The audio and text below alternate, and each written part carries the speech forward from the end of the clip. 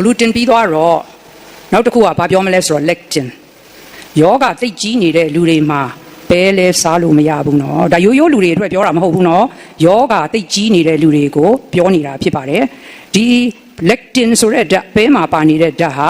gluten ရဲ့အညီအကိုဖြစ်ပါတယ်သူကလည်း gluten လိုပဲဆိုတယ်ဒါမှမဟုတ်เนาะစားကျင်တပဆိုရင်လည်းပဲတွေကိုရေစိမ့်ပြီးတော့အပူပြင်းပြင်းဖြစ်တဲ့ pressure cooker နဲ့ချက်လိုက်ပါအဲ့ဒါဆိုရင်နည်းနည်းခံစားတယ်เนาะနောက်တောက်လို့မရတာနွားနို့မှာပါတဲ့ protein ဓာတ်ကခန္ဓာကိုယ်ကအစာမချေနိုင်ဘူးเนาะနောက်အခုခေတ်နွားနို့တွေကလည်းအရင်ကနွားနို့တွေနဲ့မတူတော့ဘူးအထူးသဖြင့်ဒီ store ဆိုင်မှာရောင်းတဲ့ commercially ထုတ်တဲ့နွားနို့တွေဟာပြဿနာပဲသူတို့ကနွားမတွေနို့ထွက်များရအောင် growth hormone တွေထိုးတယ်နွားတွေနေမကောင်းမဖြစ်ရအောင်ပိုးသက်ဆေးတွေနေတိုင်းကျွေးတယ်အဲ့ဒီတော့ကိုကနွားနို့တွေတောက်ရင် automatic ပိုးသက်ဆေးတွေရပြီးသားနော်နောက်ပြီးတော့ growth hormone တွေလည်းရပြီးသားဒါမှမဟုတ်နွားနို့တောက်ကြည့်တစ်ချက်ထဲဝလာတာနော်အဲ့ဒါနောက်ပြီးတော့ဒီနွားနို့ရဲ့ protein ကအစာမချေနိုင်ဘူးနွားနို့မှာပါတဲ့ lactose တကြားကိုလည်းချေနိုင်တဲ့လူရှားတယ်နောက်တစ်ခုဆိုတာကနွားနို့ထဲမှာ insulin like growth factor ဆိုတာရှိတယ်ကင်ဆာသမားတွေအတွက် no ကင်ဆာသမားတွေမှာကင်ဆာကလစီတွေတအားပွားလာနိုင်တယ်နော်နွားနို့မတည့်ရင်ပဲနို့ကလည်း GMO ဗီဇတွေပြောင်းထားတဲ့နော်ပဲတွေဖြစ်တယ်ဒါဆိုရင်မိုင်လိုကော Ovaltine ရော Horlicks ကောသူတို့တွေဟာပလင်းမှာဖတ်ကြည့်လိုက်ပါ gluten drinks ဖြစ်ပါတယ်အဲ့ဒီတော့ဘာတောက်ကြမလဲရေတောက်ပါအုံးရေတောက်လို့ရတယ်လေ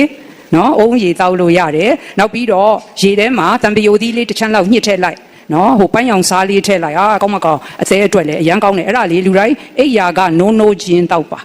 နော် coffee creamer တွေလည်းမတောက်ရဘူးနော်သူတို့တွေလည်း gluten တွေပါတယ်နော်အဲ့တော့ဝဲနှင်းကူတွေဖြစ်တဲ့လူတွေ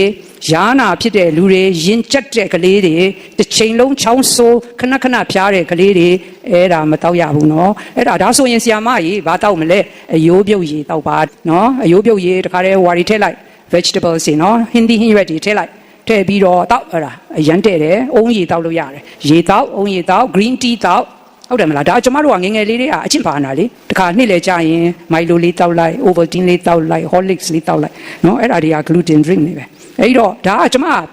ဟိုဘုဟုတုတ္တအနေနဲ့ပြောပြတာနော်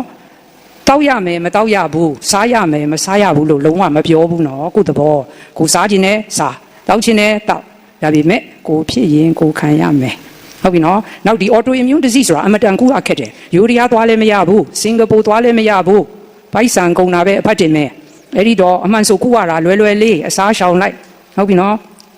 အဲ့ဒီတော့ဒီ gluten တွေဘာတွေဖြတ်လိုက်ရင်ခန္ဓာကိုယ်ရောင်ကိုင်းခြင်းကျသွားတယ်နော်ဒီလူတွေမှာဘာတွေဖြစ်လဲအစာမကြေဘူး gluten ကအဲ့တော့အစာမကြေတဲ့ယောဂလက္ခဏာတွေကဘာတွေလဲ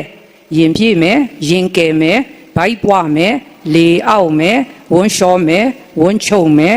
ရင်ပူမယ်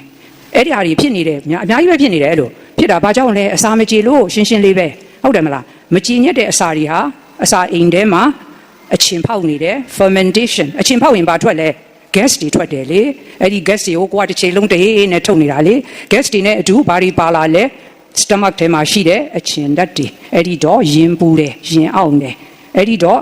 အဲ့လိုဖြစ်ရင်များသောအားဖြင့် acid blockers တွေတောက်ကြတဲ့ပိုဆိုးသွားပါပြီဟုတ်ပြီနော်